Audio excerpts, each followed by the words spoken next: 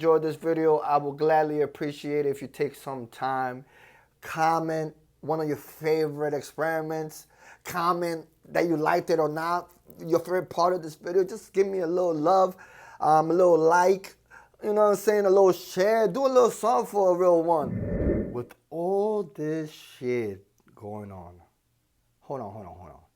Let me throw in some images to better illustrate what I'm talking about. With all of this shit going on, with all of this shit, look at this shit, and look at that shit, and look at this shit.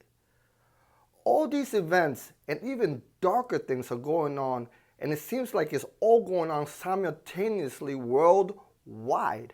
What the fuck? Is there a goal? What is it?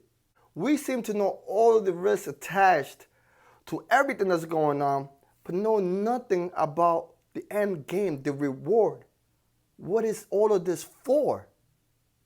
Having said that, welcome to episode 4 of Shit is Getting Real, Human Experiments. We all know the story of Adam and Eve in the Garden of Eden, where God gave Adam and Eve a set of rules that they had to follow, and they could live in the Garden of Eden for eternity. If said rules weren't followed, they would be kicked out of the Garden of Eden and have other penalties for not following the rules, punishments. So we all know how the story went, and this video is not about that story. This video is about other human experiments that have taken place throughout time, and there are thousands and thousands of human experiments that have taken place, but we're going to only talk about 3 or 4 in this episode and see how these certain experiments on the human mind and psyche correlate to the trying times that we're going through today. And maybe we can learn how to possibly overcome these situations that we're being faced with today. Before we take a dive into investigating different experiments, we're going to establish a line with something called ethics. In the 1970s, scientists came together to create the Belmont Report. The Belmont Report is a list of rules, set of rules that are given to these scientists that are going to be conducting these experiments on humans that basically protect these humans with their security and privacy. The Belmont Report holds 3 key principles. The first key principle is respect for persons. Basically means that the scientist, the experimenter, has to have full consent from the subject in regards to the experiment. And the subject of the experiment has to be aware of all of the benefits, all of the risks, and all of the rewards that are attached to said experiment and what is the end goal. Then the subject can ultimately agree or disagree to the experiment. The second key principle is beneficence. And it says researchers should try not to have a negative impact on the well-being on people participating in their studies. In short, don't hurt, manipulate, or disregard the well-being of any participants in your studies. Regardless of what the end goal is, always take into account the kind of impact that this person is going to have short-term or even long-term. The third key principle is that the researchers should make sure that the subjects are not exploited or taken advantage of, like the last thing that I just said. And researchers should also make sure that the burden or benefits of the studies are fairly distributed amongst all participants.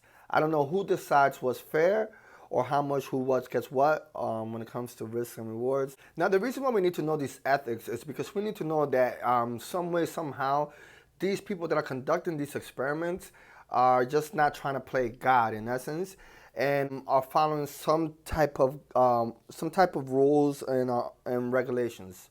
Having said all of that, we're going to go into our first experiment. It wasn't the first experiment ever conducted, but it's the first experiment that we're going to be looking into. In 1920, John Watson wanted to show that the human mind can be conditioned. What he does is that he uses a dog, a piece of steak, and a bow. And the dog, every time the dog sees the steak, the bells ring. So every time the dog sees the steak, the bells ring and the dog starts salivating, drooling. And then the dog is rewarded with the steak and eats the steak. Throughout time, the sound of the bell being paired with the steak gives the dog a sense that once he hears the bell, that a piece of steak is coming. You can finally see that the dog is classically conditioned, because when the bell is rang, the dog is ruling and there is no steak. Now, so that this worked, so he was hyped, he was thrilled, he was like, oh snap, I'm dripping, you know what I'm saying? I can make something happen. Let me see if I can do something with human beings.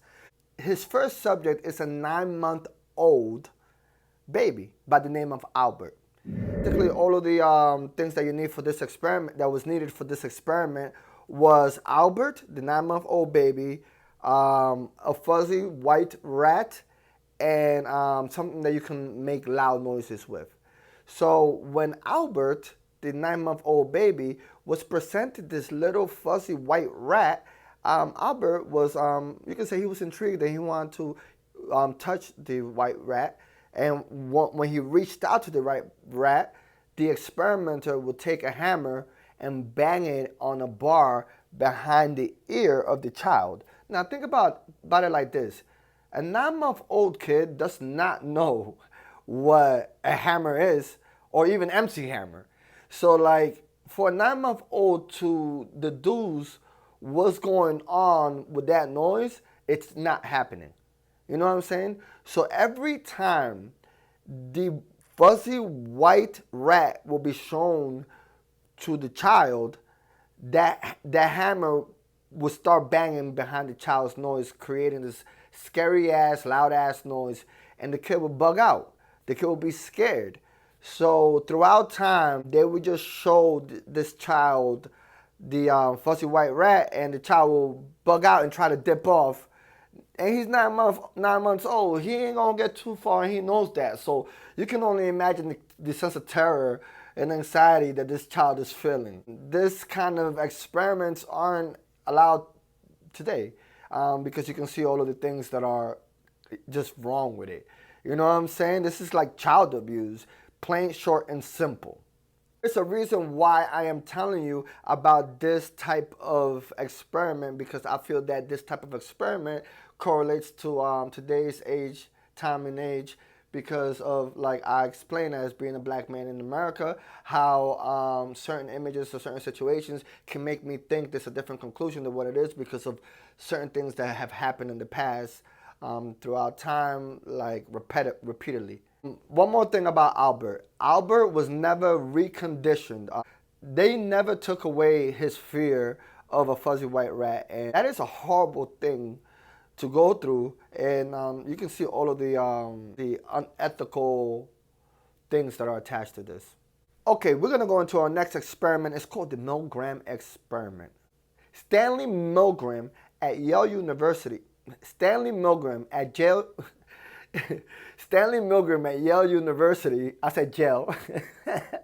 Stanley Milgram at Yale University was interested in the psychology of obedience, to obey, and what does it take for a person to obey. He wanted to see how subjects will react when told to do something that went against their morals or beliefs. So this study involved an experimenter, a teacher, which is the subject, and another person, which is an actor. This actor is taking the role of as a learner.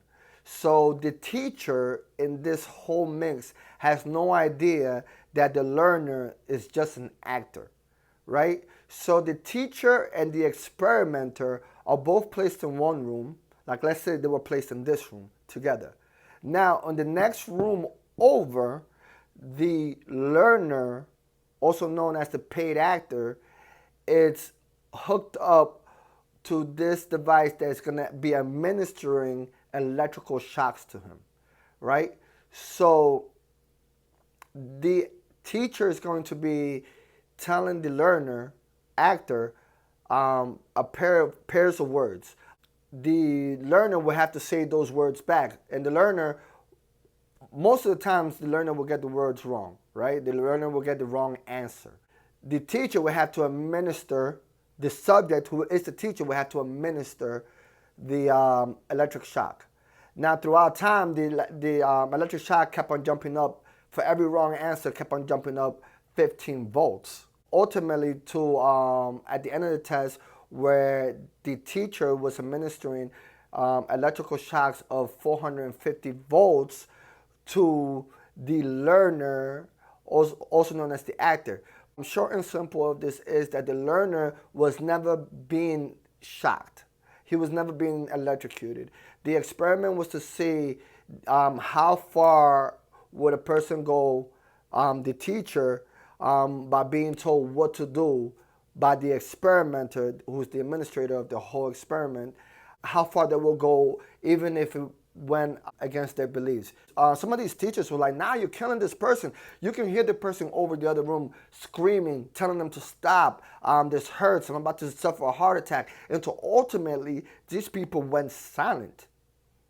And the teachers would still administer the 450 voltage shock because they were told to do so. 65% of the men that participated in this experiment finished the whole process. Milgram concluded that people will obey authority figures even in circumstances that are morally questionable. So the last experiment that we're going to get into is one of the first experiments that I've ever learned about, and I was completely mind blown because I couldn't believe this shit happened. The Stanford experiment was conducted in 1971. The Stanford experiment is a prison experiment where Philip Zimbardo wanted to see how different social roles affected the way people behaved. Now, do you notice a trend in the experiments that I'm telling you about and how they could correlate today? He simulated a prison where he put these 21 individuals. These 21 individuals were then assigned roles into prisoners and guards. The prisoners were stripped naked. They were assigned ID numbers and cells. Pretty dehumanizing, right? And the guards were assigned batons, keys for the cells, and uniforms. The experiment was supposed to last about 2 weeks. The experiment actually lasted 6 days. These people were bugging out, bro. Like, the prisoners revolted.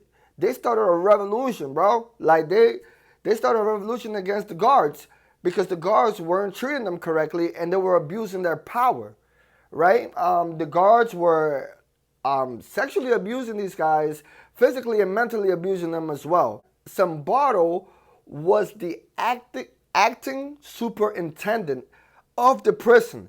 So the person who was supposed to be administering this whole experiment was actually part of the experiment.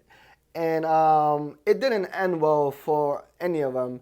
The experiment did have a conclusion, though. By the end of the short-lived experiment, Zimbardo concluded that they all assimilated great into the roles.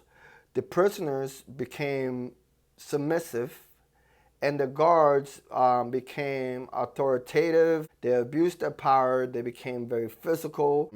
They were violent. How do you think this is going on today? Think about it. How do those roles change a person? There are different environments, let's say in a worldwide environment with different uniforms. I think this will be happening today. And it's including many roles of authority and many prisoners that are just practically over it, bro. Like, we're over it. As a black male Hispanic in America, if all this shit is an experiment, y'all got a Negro spooked. You know what I'm saying? I ain't scared. I'm spooked. I'm aware. I'm paying attention. I'm dissecting. I'm doing my investigations. But at the end of the day, I'm going to do the best that I can to spread the good word. If you really enjoyed this video, I will gladly appreciate it if you take some time. Comment one of your favorite experiments. Comment that you liked it or not. Your favorite part of this video. Just give me a little love, a little like. You know what I'm saying? A little share. Do a little something for a real one. Until next time I see ya, keep the shit real. Gang.